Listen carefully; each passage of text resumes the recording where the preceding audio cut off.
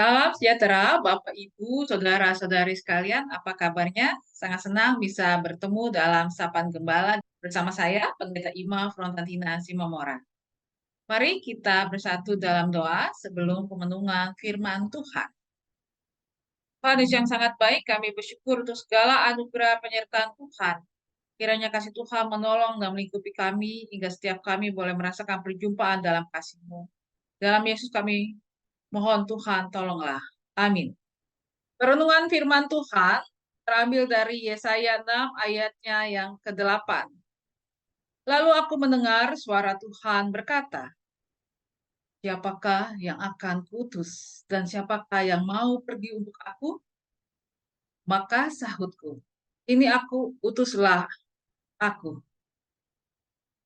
Bapak, Ibu, saudara-saudari yang terkasih dalam Yesus Kristus, untuk menjadi seekor elang yang cakap terbang dan bisa handal menghadang derasnya atau kerasnya gelombang angin, seekor anak elang berlatih terbang.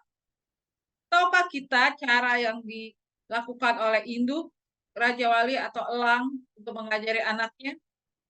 Seekor induk elang akan menjatuhkan anaknya. Maka si anak akan terjatuh dan berbentur dengan ranting-ranting pohon atau dahan pohon yang besar. Bahkan juga batu karang yang cukup besar. Lalu sampai akhirnya si anak akan belajar untuk mengepak-ngepakkan sayapnya. Dan akhirnya sampai anak elang ini akan terbang. Makin lama makin alih sampai dia bisa cakap terbang, maka si induk elang ini akan melepaskannya. Tapi juga kalau misalnya induk elang ini melihat anaknya semakin lama dia terjatuh dan hampir mendarat ke daratan, bahkan mungkin membuat anak elang ini menjadi payah dan hampir mati, maka dengan secepat kilat induk elang ini akan mengambil anaknya lalu membawa anak elang ini untuk terbang lagi kembali ke sarangnya dan juga akan melatih kembali dengan cara yang sama. Bapak, Ibu, Saudara yang terkasih dalam Yesus Kristus, bayangkan, kira-kira anak elang itu punya nggak ya pilihan mau apa tidak mau untuk dijatuhkan oleh induknya dalam hal belajar terbang? Anak elang ini tidak punya pilihan.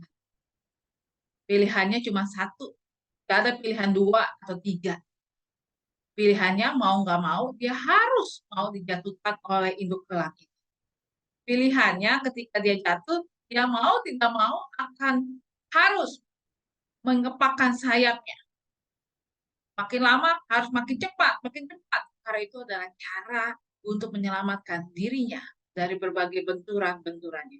Dia harus mau ikut apa yang dilakukan oleh induk elang itu.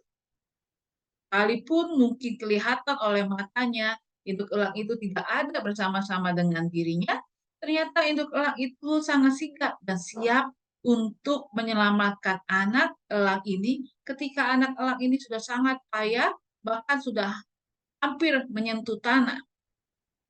Nah, induk elang ini sangat tahu kapan dia harus menolong dengan cara yang tepat dan waktu yang tepat. Begitu juga dalam kehidupan kita. Dalam pembacaan kita, ini adalah bagian dari kitab Yesaya. Bagaimana Yesaya dipanggil Tuhan untuk menyatakan firman Tuhan kepada bangsa Israel yang saat itu di dalam masa-masa pembuangan dan juga pemberontakan bangsa Israel. Apa yang dikatakan oleh Yesaya menurut firman Tuhan kepadanya bukanlah hal yang mudah. Dia harus mau menyelamatkan, menyatakan hukuman atas segala keberdosaan yang dilakukan oleh bangsa Israel. Bapak, Ibu, Saudara yang terkasih dalam Yesus Kristus, adakah pilihan bagi Yesaya? Mungkin menurut kita ada banyak pilihan bagi Yesaya untuk mau ikut atau tidak. Tapi bagi Yesaya pilihannya hanyalah satu. Ikut kepada kehendak Allah. Dengan keyakinan iman bahwa Allah akan menolong dirinya. Entah apakah akan berhasil atau tidak berhasil, itu adalah hasil akhir. Tetapi ikut bersama kehendak Tuhan Allah, panggilan Tuhan Allah adalah dimulai dari langkah pertama, yaitu jawaban kebersediaan untuk ikut melangkah, ikut dalam panggilan Tuhan, ikut dalam sesuai karya Tuhan dengan tujuan Tuhan Allah dalam kehidupannya saya. Begitu juga setiap kita. Sadar atau tidak sadar, kita semua adalah umat Allah, anak Allah yang diutus dan dipanggil Tuhan. Di masa-masa sekarang, kita mulai dalam pemanggilan para penatua. Kita harus mendoakan setiap orang yang hendak kita tuliskan namanya. Kita harus bertanggung jawab dengan hikmat dan juga ikut serta dalam perjalanan ziarah pelayanan setiap orang yang kita panggil. Bagaimana dengan orang-orang yang dipanggil? Lihatlah ini sebagai panggilan Tuhan Allah, sebagai anugerah dalam kehidupan ini. Mungkin akan banyak hal yang tidak menyenangkan, tapi lihatlah itu cara Tuhan Allah melatih kita untuk kita lebih cakap lagi, lebih layak lagi untuk mengerjakan karya Tuhan. Bukankah setiap orang yang setia dalam perkara kecil akan diberkati Tuhan dengan perkara-perkara yang lebih besar? Seperti induk elang tadi, yang sangat tahu kapan waktunya untuk menolong anak elang itu. Dia mungkin kelihatannya tega menjatuhkan anaknya. Dalam hidup kita, kita bisa mengalami banyak kesulitan, terpaan. Mungkin kita juga berpikir, kok Tuhan tega banget membiarkan kita? Kok Tuhan sepertinya jauh? Kok Tuhan sepertinya menghukum kita? Belum tentu Bapak Ibu Saudara. Siapa tahu dan kita yakin itu adalah cara Tuhan untuk mengajari kita, mengelola kita, supaya kita lebih cakap dalam pelayanan Tuhan. Lebih cakap juga untuk ikut serta sesuai dengan kehendak Tuhan. Bahkan juga lebih cakap dalam mengerjakan karya keselamatan. Bisa juga itu cara Tuhan untuk melatih kita supaya kita menjadi anak Tuhan yang lebih dipercaya untuk menanggung karya-karya yang luar biasa dalam hidup.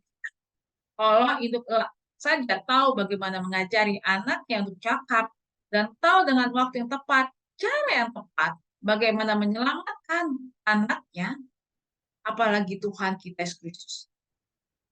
Apapun panggilan Bapak Ibu, lakukanlah dengan senang hati. Lakukanlah dengan keyakinan iman bahwa Tuhan tidak pernah meninggalkan kita dan Tuhan sangat tahu bagaimana caranya dan kapan waktunya menolong, menyelamatkan kita. Tuhan Yesus memberkati kita. Amin.